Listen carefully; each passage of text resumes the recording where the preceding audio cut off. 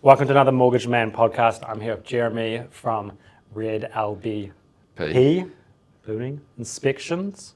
Yes, Yes. got it right. Yeah. And today we are talking about pre-purchase inspections because obviously if you're a first-time buyer and you want to buy a house, you should get one of these, and some people don't, and they don't know what is involved. And then there's weather tightness, cladding types, unconsented works, and all this stuff that we're gonna. It's a minefield. Yeah, that we're going to cover today. So, I guess starting off with the basics, what is it that you do? How much does these pre-purchase inspections cost? And Not too how many long, questions and, at once. and how long do they take? Yeah, Three okay. questions. So what do I do? So I carry out pre-purchase building inspections. There is a New Zealand standard for pre-purchase building inspections, NZS 4306 2005, residential building inspection. However, in an unregulated market and industry that I operate in, you don't have to carry out your inspection to that standard. Okay, so you're saying that people that do these inspections aren't regulated, which is a bit, Completely unregulated which is a bit industry. of a red flag for a lot of It's people. bonkers when you think about people basing 30 years of their future income on an inspection report that possibly has been carried out by somebody who doesn't know what they're doing. Okay, so how do you know? I know this isn't actually answering these questions, but how do you know whether or not somebody knows what they're doing? Is this the same as any other industry? So like if you're a reviews? first-time buyer and you go, oh, I like that house, I want to get a pre-purchase building inspection, what do I do now? So Usually they talk to me and say, do you have any recommendations? Okay. Yeah. Say they're not talking to you. Say Yeah. they're in Invercargill or whatever. Yeah. There's a couple of questions you can ask. Is your inspection carried out to the New Zealand standard? And if they go, duh, What's the standard? move on to somebody else. Yeah. Try and check them out. Google reviews can be helpful. Have they got any? Are they 5-star? So I've got, 140 5-star reviews. Your company's got over 1,000 I saw Yeah. on the website before. Yeah. That's pretty good. Mine's only at like 75 star reviews. Work harder, bro. I need more people. So you ask those sorts of questions. Ask mates, have they had a building inspection carried out? There's a lot of information out there. There are a couple of industry bodies. There's BOINS, the Building Officials Institute New Zealand. They have a online public register. And there's NZIBI. If you look out there at my car, there's a sticker on the back window. So I'm an NZIBI registered inspector. Yeah. So both those have an online presence and you can check. Okay. It's not foolproof, Yeah. but they're bodies who are taking an unregulated industry and trying to bring some kind of sanity into it. It's not always easy and it doesn't always work. And obviously you want to make sure you choose someone that's got indemnity insurance. Again, the standard says you have to have it if you're going to carry out the inspection to the standard, but probably 70% of all inspections are not carried out to that standard. And probably, I think the rough information is that half the guys out there doing what I do don't have professional indemnity insurance. Yeah. For a couple of reasons. It's expensive, it's $5,000 a year, and if you're a 1 or 2 man band, you won't get it. You're too high risk. Okay. You won't be given insurance. Okay. Yeah. So, because obviously I think a lot of people think, like the typical first-time buyer thinks that the bank needs a pre-purchase inspection to approve finance. And I guess as a broker, the answer is usually no, they don't need it. It's more for the purchaser's peace of mind. But if the bank does ask for one, so they've looked at the listing, they can see that it's a plaster, they can see that maybe their house needs a lot of work, and they will request one. And that is usually when they'll say that person doing the inspection has to have indemnity insurance. And ANZ is very strict on making sure they're registered under one of those bodies. So for those that are listening, building inspection and pre-purchase inspection is mainly for peace of mind because you're going to spend 30 years paying off this mortgage. That's right, yeah. And you don't want a leaky house or something like that. So obviously people can make their offer subject to this pre-purchase inspection. If it's going to auction, they have to have it done beforehand. How long do these inspections take? Roughly how much do they cost? On site, generally 2 to 3 hours. Okay. My mate had one done, he was there for 20 minutes. What? You can't even do the outside in 20 years. 20 minutes. So 2 to 3 hours, and then it generally takes 2 to 4 hours to type it up. Okay. So it's a day's work. You're taking photos, you're doing Non-invasive moisture testing. you're just checking everything. The standard is the recipe, 4306. It has everything in there you're supposed to look at and comment Okay. on. So that's from the fences to the retaining walls, the paths, the driveway, the surfaces, water, power, you check that it's all there. And then the outside of the house and all the inside, underneath, in the roof space, and non-invasive moisture testing. So it's pretty much the whole building. Yeah. On And top the of the property. roof? On top of the roof as well? I have a drone. Yeah. Okay. Yeah. Not everybody has a drone, and you don't have to inspect the roof if it's 2 levels high, because it's not safe to climb up a 7-metre ladder. Yeah. But it's important to say, I didn't look at the roof. Well, that's the thing, and that's why I asked that, because sometimes you can see in the inspections, here's the limitations, here's what I Yes. didn't look at, and you're That's like, right. you probably should have looked at that because Yeah. there's some obvious stuff otherwise. Yes, and it is difficult, especially if you've got 3-level terraces. Yeah. You just can't look at the roof without a drone. And even a drone is not as good as looking at something. Yeah, but it's better than not looking at it It's at all. better than nothing. Yeah. But Yeah. not everybody has a drone. I have one. Hey, I charge extra for its use. Okay. It's just an option. Yeah. And building and pre-purchase inspections, they cost. For an average 3-bedroom home, between 100 and 200 square metres of floor area, $750 including GST. Okay. Which is pretty fair, especially, well, it's cheap compared to how much things could cost if Yeah, you get it wrong. and to do that inspections, I had a rough workout the other day. I've got about $25,000 worth of tools. Okay. Drone So plus you're other using stuff. multiple moisture meters, thermal cameras, an underfloor rover, the whole kit and caboodle. So yeah, you're paying for basically a day of my time and the use of all those tools. I don't think it's too bad. I think it's a pretty good deal. But I mean, there's cheaper Yeah. and there's dearer. I guarantee the cheaper guys don't have insurance. Yeah. And there's also, sometimes I see advertised as that there's like a verbal report. Okay, instead of so a verbal written. reports. Oh my goodness. We used to do verbal reports. Yeah. They were helpful leading into an auction. Yeah. Then if you won the auction, we'd turn it into a written report. Okay. However, going back to insurance again, insurance has said you are not allowed to do a verbal report. Well, there's no documentation, right? There's nothing. There's no photos. If they record the conversation, that's the best you're going to get. So again, if somebody offers to do a verbal, you know it's not to the New Zealand standard. Okay. So that's helpful. That's Yeah. interesting.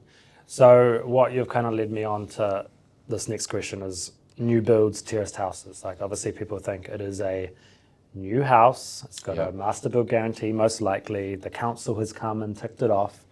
Do people actually need a pre-purchase inspection on these properties? Yes. Okay. Yeah. I ask this all the time, and I say to people, yes, you do. And you just know they're wanting to say, but of course you're going to say that.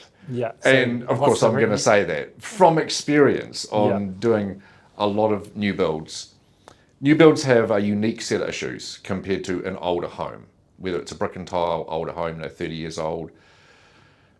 They have, yes, council has theoretically carried out its, and I'm going to get myself into trouble here with Auckland Council. I used to work for them, but so. Well, you know, think of some of their decisions in the past, like only certain cladding types necessarily. Auckland Council is still allowing houses to be built in flood prone and floodplains.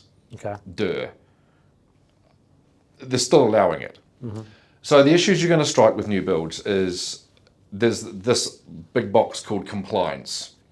So if a final inspection's carried out, if you've passed it, the documents go to the CCC team, Code Compliance Certificate, and then technically within 20 working days, a CCC will be issued, which is the bank's kind of big tick, will now issue finance. Yeah, and insurance, right? So I go on site and I find issues where there are compliance problems.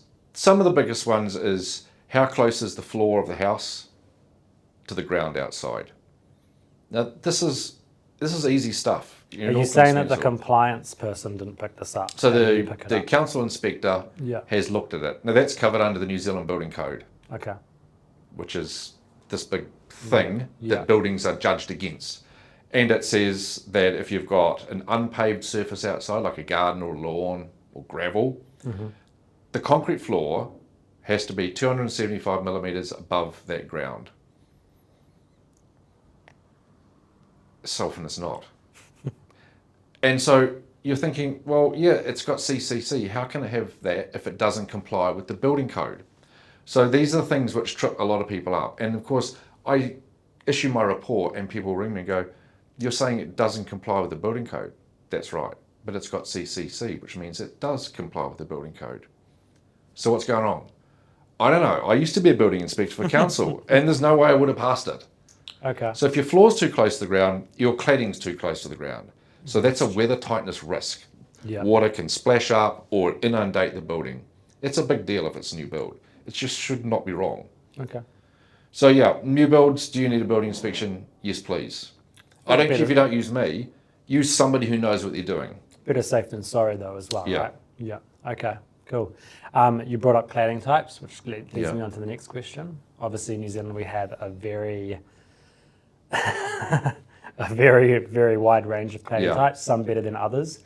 If you were to rank, I guess, best versus worst, would you start with brick and then weatherboard? So everything fundamentally changed in 2004 when the New Zealand Building Code was updated to cope with the leaky building crisis. Yeah. So a build from 2005 on will have a 20 millimetre cavity, a gap between the back of the cladding and the front of essentially the timber frame. And that doesn't matter if it's plaster or anything else? Anything post 2005 or constructed from 2005 onwards, you should be able to feel underneath or get a mirror or look, and there'll be a gap. Of course, brick has always had a gap behind it, so it's always been pretty bulletproof. So you have to kind of divide houses up into the before and the afters. Okay. Anything after will have that cavity, a drained cavity, where air can flow up and down, moisture can drop down and get away. So basically, if it was plaster cladding built after 2005, it's a lot better than before 2005. Oh, infinitely better. No cavity. And it's not just the cavity, there was also a myriad of other changes, which we don't need to go into because that's where I live. So yeah, brick is and always has been pretty bulletproof. It's always had a cavity behind. If it's a clay brick, they don't fade. Modern bricks don't break down. The mortar breaks down before the brick does. The detailing is so old, it's worked for just about ever. Yeah. Which is not to say you can't have problems, and I've found problems with new brick builds, mainly the way that they've been put up roughly and debris got behind the bricks and council hasn't picked up on it. Okay. But yeah, the great thing with bricks, it's really weather resistant. It has a built-in drainage behind it. You don't need to decorate it. Yeah, no painting. No easy painting, to maintain. whatever. You might give it a house wash every few years if you're getting grime. Concrete bricks are not quite so good. They hold more water. They fade. But clay bricks have stood the test of time. Yeah. To clarify, concrete bricks are like the bigger ones that are used. No, they'll be the same size, but they're a solid brick of concrete. Okay. Yeah, they're not as good, I don't think. Yeah, and the clay is more the red brick that you see. The red, you get all colours. They're pretty much all imported from Australia these days. Okay. But you can go from white to all the way through to red to dark browns. Yeah, in my head, I'm imagining one of my parents' rental properties that's just brick, red brick, tile roof, and they're like, we bought this because it's easy to maintain. They haven't painted it. They haven't done anything with it on the outside. So bricks are pretty bulletproof. It's a great investment. However, it's not for everybody. Yeah. It's got to look. It's not, maybe, it's probably not the most aesthetically pleasing. No. Yeah. So next step would be a type of weatherboard cladding, whether it's a timber weatherboard or a fibre cement weatherboard, and they either go that way or that way. There's lots of different products, lots of different brands. Vertical or horizontal, for those that are listening on Spotify and not watching the video. And then the next step down would be a sheet type product. Okay. A lot of them are fibre cement, again. New ones, they will always be on a cavity, so it's not like the older plywood system, which there's been big court cases over. They didn't have a cavity. They were pre-changes. So yeah, you sort of go from brick to weatherboards of some type to a sheet cladding to, and there's all this other stuff as well. There's an enormous amount of stuff. Yeah. If you're looking at older buildings, there's a whole raft of products to really steer clear of. Weatherside cladding. Weatherside cladding, and what is weatherside? It looks like a traditional weatherboard, but it's made out of cellulose or timber fibre with glues and all sorts of stuff. And it'll be dark brown, so you can see the bottom. It's a record I used to have an investment property Good out of Weatherside. I mean, it was hard. It was easy to buy Yeah. and hard to sell, but Yes. it made money. But it was we had to maintain it obviously. Yeah. And weatherside doesn't just come in a weatherboard look. It comes in sheets with grooves, sheets with grooves. There's a myriad. So just because you don't see a weatherboard look doesn't mean it's not weatherside. You really have to look carefully at it. Okay. It rots like crazy. Yeah, it turns into wet bricks. Yeah, which we did have a spot of that. So going back to plaster houses, if somebody wants to look at a plaster house, because people do like the appearance of these, and let's say it's built before 2005, like it doesn't have a cavity, are we just assuming that it's going to be leaky and people shouldn't buy it, or does it just mean some are leaky, you need to do a proper inspection? So there's always been plaster homes. You go back far enough, you get into the stucco era, which was a thick plaster, had like chicken mesh in it, multiple layers. Art Deco kind of vibe, right? Yeah. Yeah. And they would often be curves and stuff because you can do that with it. Yeah. So put that aside. If we're talking plaster homes, like more modernish plaster homes, say 85 to 2005, that's your leaky building crisis period. And people ring me and go, so I'd like you to do an inspection on, and they give me the address. I'm sitting at home doing a report. I type it up and I go, oh crap. I'm going to charge you $3,000. They're looking at a monolithic, and that's what they are, monolithic clad. It'll be all smooth. There'll be no construction joints. There'll be no gaps above the head flashings. It's just wrapped around that building like glad wrap. Yeah. And that's a problem. And so I say to people, and my wife grumps at me because you're just turning away work. Because I just can't not. I say, do you know what you're looking at? Do you know what the cladding type is? And if they go, or I'm not kind of sure, I go, please Google monolithic clad homes New Zealand or Google leaky building crisis New Zealand. And if you still think you want to buy this house, I'll do an inspection on it for you. But also be aware, what's your bank asking for?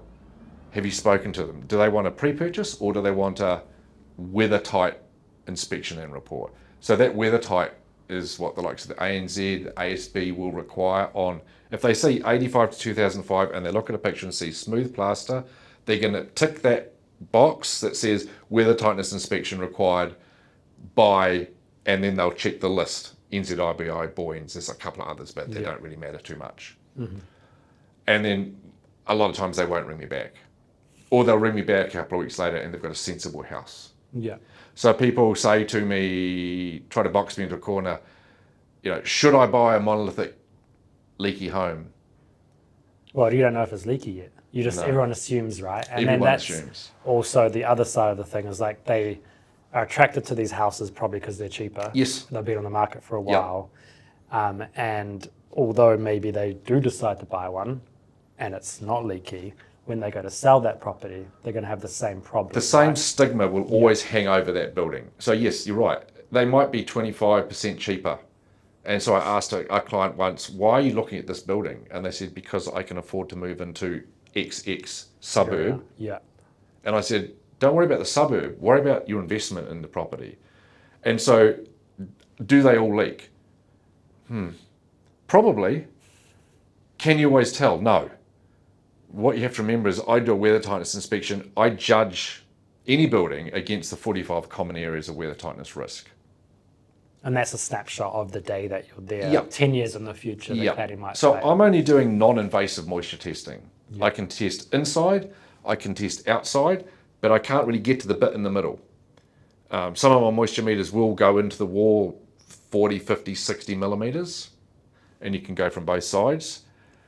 But you can't categorically say there's no moisture just because I haven't found it. It could be early March in Auckland. We've had no rain for 2 months. Is it going to be dry? Probably. Will it still be dry in August? Probably not. Things dry out. So judging a house on whether you had any elevated moisture is not the way to judge the house. It's to judge the risks associated with that monolithic clad home. That's the 45 common areas of weather tightness risk. Yeah. And then if you still want to buy it with that risk. If you still want to buy it, it's on you. I've discharged my duty by showing you the report, noting all those risk areas. Has it got a balcony deck above a room downstairs? Internal guttering, I see. 8 of the 45 common areas of weather tightness risk are balcony decks. 8. Okay. That's a lot. Yeah. I did one this morning. Problems all over the place, the balcony deck. Oh my goodness. Okay. So if you want to buy it, I'll inspect it, I'll do a report. More than likely, when the ANZ reads the report, they will deny finance. You've just wasted $1,500 on a weather tightness report. Okay, interesting. And you've talked about non-invasive versus invasive Yeah. checks. Obviously, if there is a high moisture reading, you can do an invasive. I wouldn't. Yeah, you get someone else to do it. Yeah. Yeah. Okay. People don't appreciate when I cut holes in walls of home they're trying to sell. I had one in the last property I sold. The previous owner painted metallic paint in the bathroom.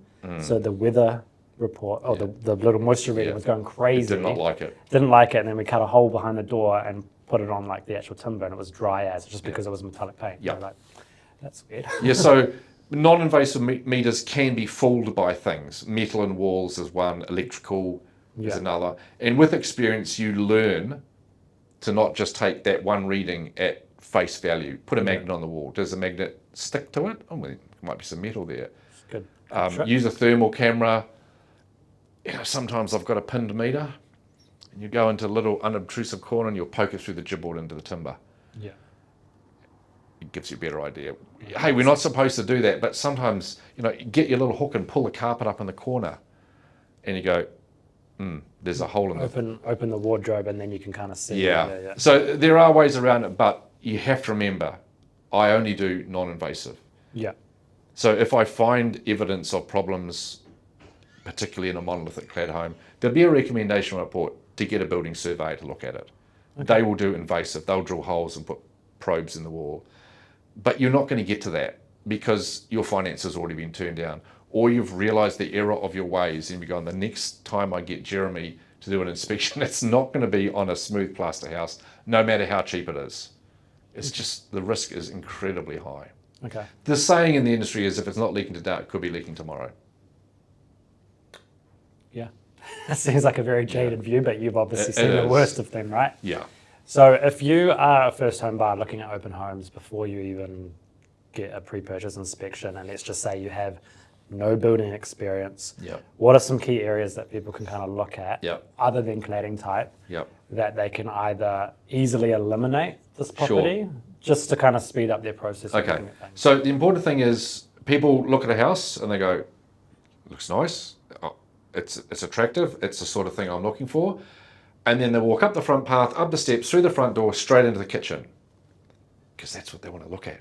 Yeah. Or the new bathroom. Yeah. Or the view. So what I tell people is walk around the outside of the house first. Don't go inside. Don't get excited.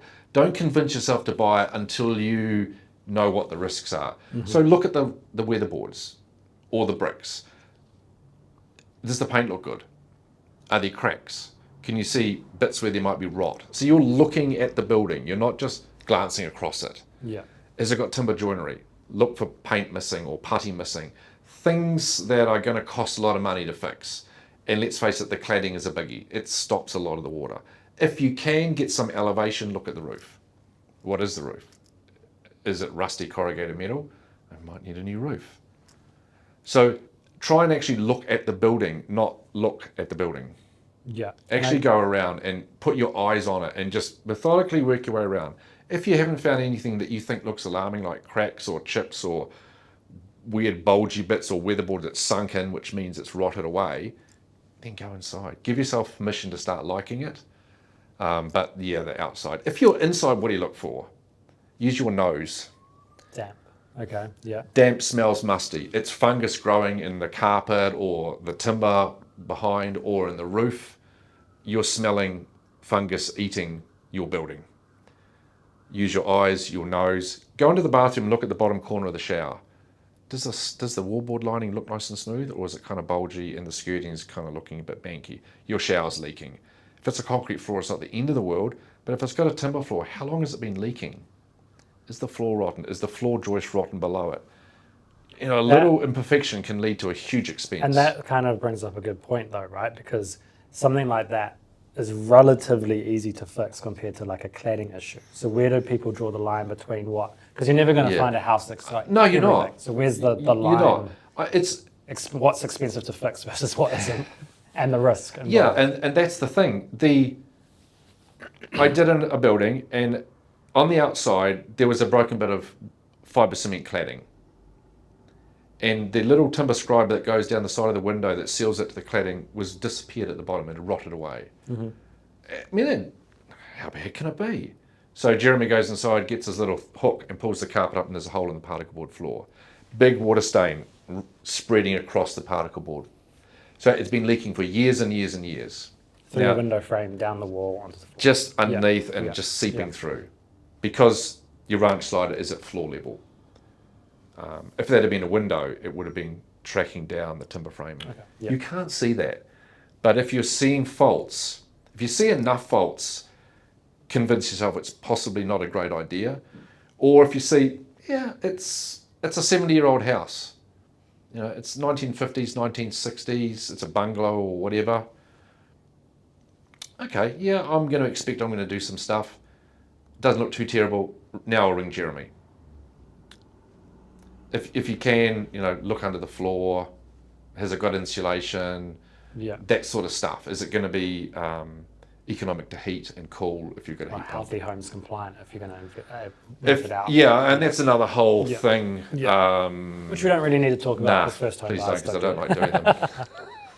Okay, so I guess the order of events to summarize is you go look at an open home, you think, okay, this suits my needs. It doesn't look like it's going to fall over, doesn't look leaky. I'll make an offer conditional of a building or pre-purchase inspection, and then a building inspector will come through. And you probably know the answer to this question, I know the answer already. Let's say you find some dodgy stuff, but they still want to buy the property. Yep. The steps for the first home buyer is to get quotes to fix it and then approach the lawyer to try and get a discount or get that stuff fixed. Or walk away. Yeah. So and we'll talk about new builds because and it's that medium density terrace house type, 2 and 3 level stuff. Yeah. The fun townhouses that are everywhere. Yeah, and they're a little bit more economic to buy. They're a good starter. You can move on from them. It's not going to be your forever house, but you're still investing, $1 million. Get your building inspection, then I'll send it off to you. I'll do the inspection in the morning, get the report to you the same day. You will read it and you go, And I always say, ring me. Don't send me an email. What's this? As you can tell, I can talk faster than I can possibly type. Yeah. Just ring me. Don't be embarrassed. It's all part of the service. And I can step you through. If there's issues with quality, you can go back to the vendor and say, the reports highlighted some issues. Now, they've got a choice. They can either go, we'll fix those, or they might negotiate on price. We don't get into that. It's outside what I do. Or they might just go, so what? They don't care. Yeah. The next person will come along who doesn't get an inspection will buy it. So you've got to be careful about how much you really want the home, whether you really think it's worthwhile putting up with some deficiencies to get yourself settled in, and then maybe in the next 5 years you pay somebody to fix some of the stuff up. Yeah, and that's usually the advice that you'd get more from a mortgage broker and a lawyer, and find what things you do actually need fixed versus what. What's going to have an immediate effect? What's going to start devaluing your home really quickly, and what's not? I did an inspection on a new home that had been sitting vacant for a year, never been sold. The paint was peeling off the weatherboards. It was that bad. Yeah. It was terrible. The underside of the cladding, the timber weatherboards weren't painted, so the water was just soaking up and drying, swelling, shrinking. The worst I've ever seen. So I don't know what my client did. But that's a big deal, because you leave that for 5 years, you're going to have the bottom of the weatherboards are going to be rotting. The board's going this way. You can't just cut the bit off the bottom.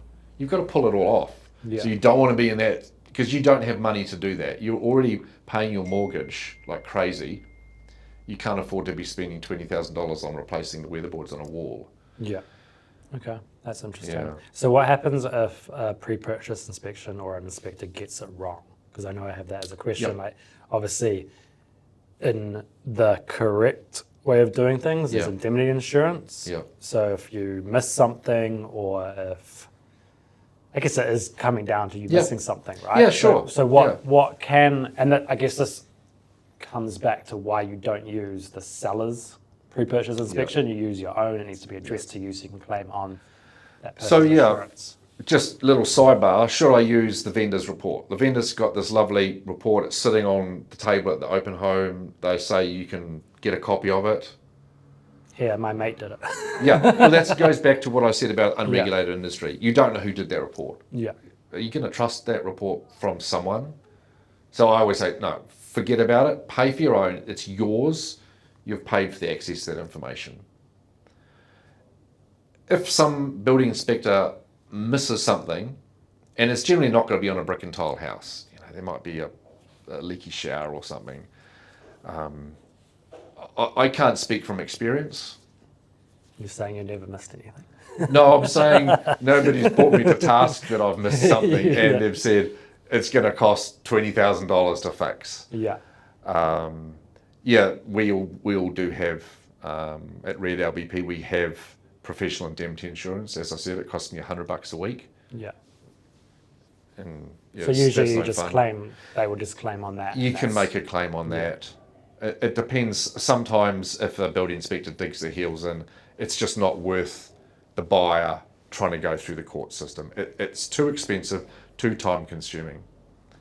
And vice versa as well, right? Like sometimes if you have somebody that is being very difficult, you might be like, okay, we'll settle it this way. Yes. I'll give you the feedback from the inspection report or whatever. As I said, I don't know. Yeah. I'm sure there's all sorts of stuff going on out there. Yeah. But there's plenty of building inspectors getting sued. And in big amounts, more because of expensive things. Yeah, and it mainly relates to those weather tightness leaky buildings. Yeah. Those are the ones where they send out a report and it basically says, she's all good, bro. You never say that about a monolithic clad home. Good today, not good tomorrow. Here's the risk factors over The risk is huge with those buildings. Yeah, yeah. If I walk away from a monolithic clad home and I haven't found some really good issues, it makes me incredibly nervous. It's only happened once, I walked away. Now, I was still able to judge that building against those 45 common areas of weather tightness risk. These were all present, but I couldn't find any issues. It made me nervous. And then the client said, oh, we're not going to go ahead with that because there were some issues. And I went, oh, good. Okay. But pretty much every weather tightness inspection I walk away from, I've just got a list of issues and photos and elevated moisture and cracks in the cladding plaster coming off and ground levels all wrong, that I can really honestly write a report that says you need further investigation in this building. Pre-purchase inspection covers stuff that you can see. A big major issue that I see as a mortgage broker with the banks is unconsented works. Yep. Now, is that in your scope? Can you tell what's unconsented versus maybe should be consented? You obviously have knowledge, but you don't have the property file. No, so we don't. We leave the checking the limb and whatever information the buyer's got from council. It could be inspection records, it could be consents or old school building permits. However, if I walk into a 1970s fibre cement weatherboard clad home and it's got a tiled shower, I know that tiled shower is not original. That's a new rule, isn't it? No, it's not a new rule. Well, it has to be weatherproof if you replace. Like, it has to have. So to put a tiled shower in a home, it has to have a building consent. Yeah. There's no ifs, buts, or maybes. That's always been the rule. So if I see an old building with a new bathroom, I just by the way, I'll say if the vendor's home, oh, lovely new bathroom. When did that go in? And they, we had that put in 18 months ago. It says, okay, have you got the CCC? Oh no, the builder said I didn't need a building consent. Ka-ching, unconsented works. I'm doing 2 bathrooms in my house at the moment. I'm like, you're making sure you're getting this all done properly, right? So there's no grey area. Yeah. It's, yes, you Google, do I need a building consent for a tiled shower in New Zealand? And you just basically get a one-word answer. Oh yeah, but there was a tiled shower and I pulled that out and I'm putting it in. No. The like-for-like rule does not apply to tiled showers because in pulling out the tiles, you've destroyed the membrane, the waterproof membrane behind the tiles. That's going to have to be redone.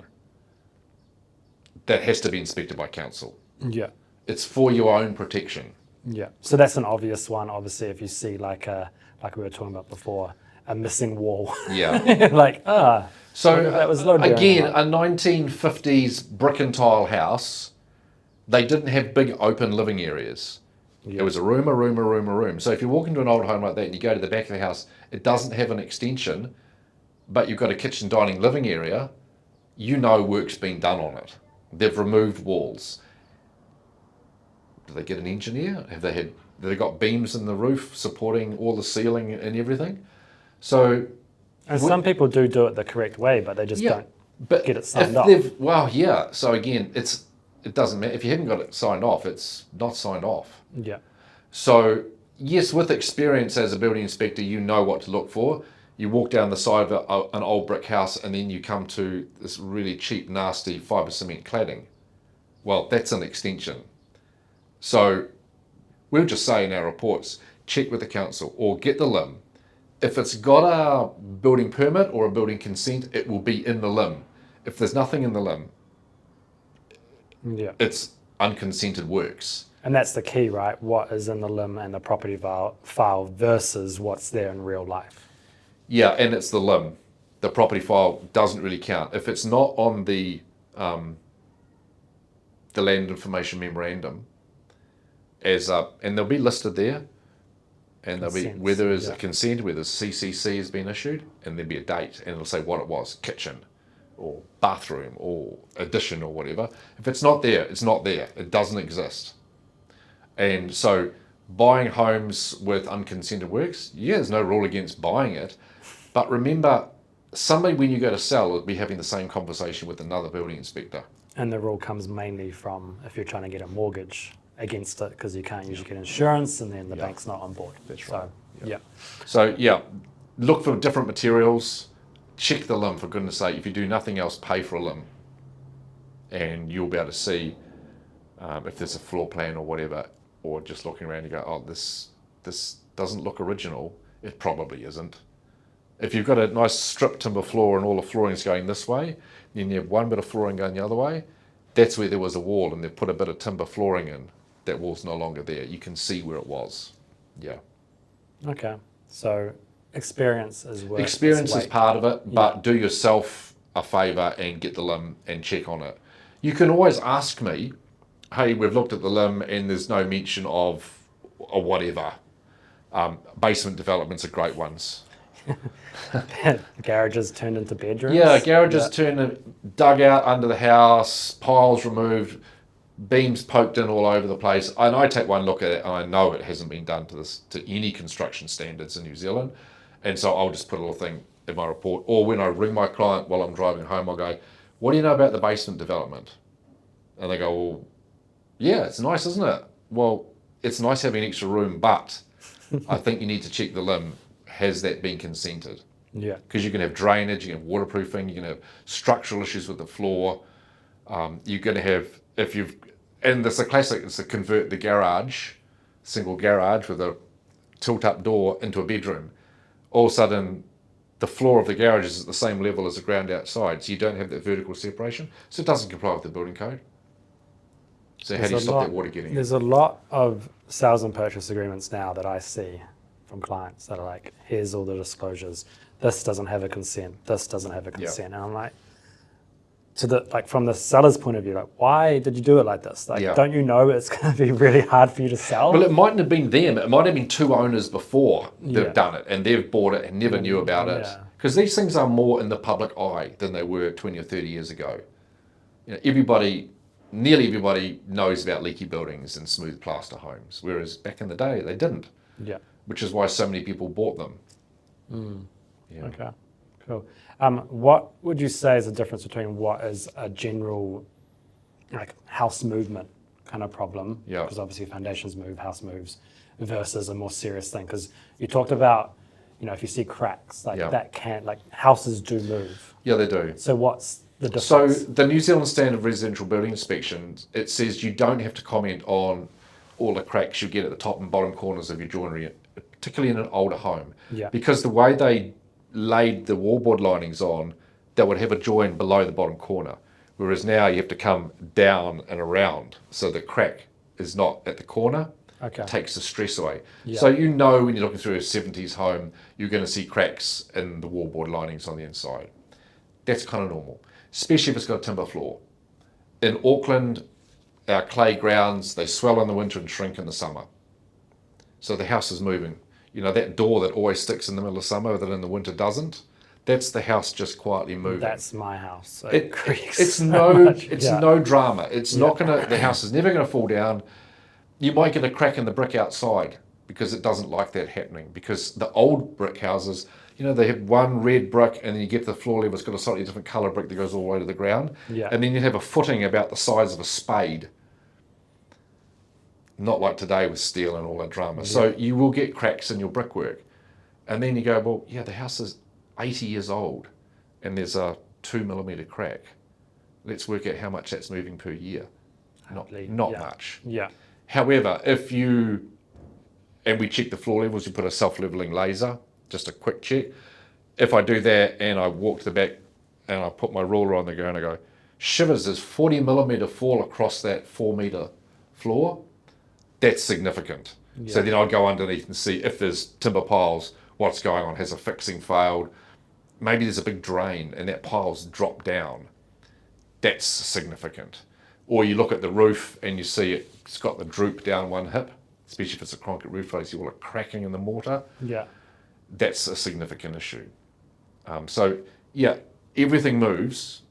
A 3-story timber frame house moves in the wind, but a modern building is designed that everything can kind of cope, whereas an older home can't. So little cracks, generally okay. Big cracks you can stick your finger in, not okay.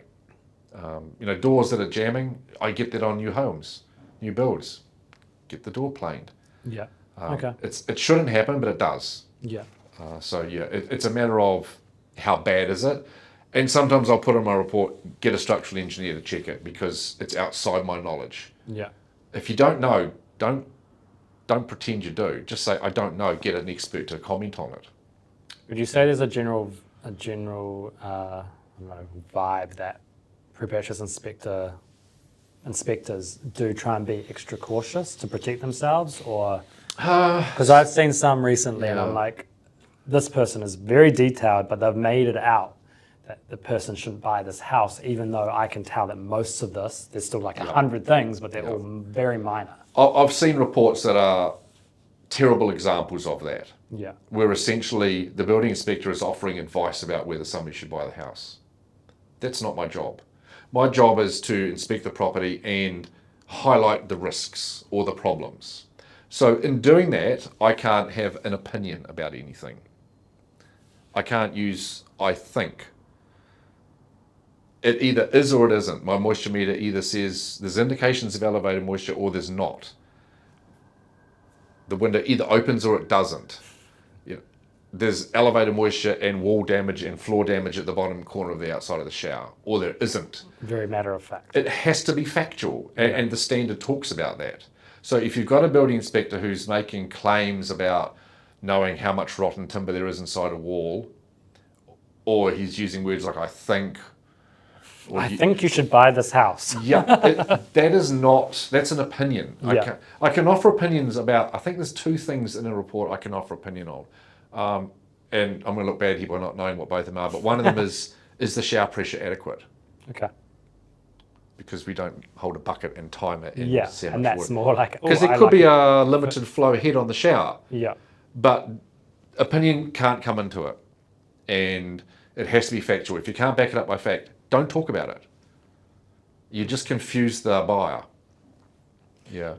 Right. One thing that you mentioned at the beginning was floodplains. And I know Yep. people that are listening will be like, why haven't you asked them about floodplains?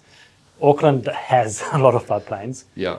So, and you said the council still allows you to build. And obviously, since we've had big flooding events, they've probably changed. No. They haven't changed the rules on No, I what don't you can think so. build. Okay. No. So if somebody is looking at a house in a floodplain, is it more a matter of common sense approach, the floodplain only goes to the very end of the boundary and you're probably okay, or it goes to the whole house, probably not okay? So how do you know if it's on a floodplain?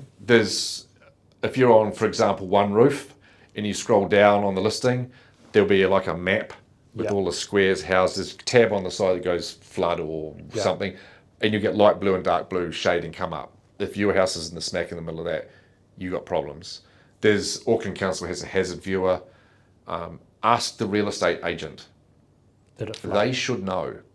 Ask the owner, ask the neighbours. You could be in a flood prone area, but if it didn't flood in their last few big events, it's probably lesser of a risk. And I know a lot of this flood data is being updated at the moment. There was a thing on the news the other week. So yeah, you can still get a building consent in a flood prone area or a floodplain in Auckland. Okay. There's whole subdivisions. Built When in you something, when yeah. you go onto one roof and go on that flood prone area and you minimise the map out and you're just looking at dark and light blue all over Auckland. Now some of those are old areas that nobody knew back in the day, Yeah. but for new builds, sometimes you'll see a new build and it's quite high off the ground, bro. And then you find it's on a flood prone area. And so they've built it up to Well, get that's away what I from that. thought the rule change was, is that they had to build them higher and have better drainage. I don't believe so. Yeah. I could be wrong. Yeah. I have been wrong. Yeah. And that's why I say just check. Yeah. And it's all free public data. It's not like you have to have And it's special also in the permissions. LIM report as well, right? They have that map overlay. The LIM report. Yeah, I don't look at LIM reports. I know it's in there. It's in there. Yeah. Is there anything that we've missed? So just to wrap this up, is there anything that, if you're a first home buyer, what's the wise words of wisdom? Get a LIM report, get a pre-purchase inspection. Get an inspection, Yeah. understand what you're looking at.